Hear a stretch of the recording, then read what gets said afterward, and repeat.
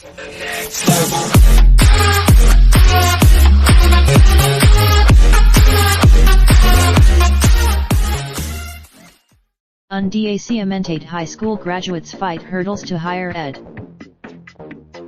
For Jimena, a high school senior in California, college applications were a breeze.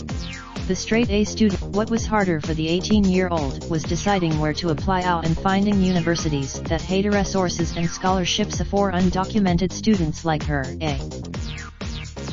Jimena's parents brought her to the US from Mexico without documentation when she was 9.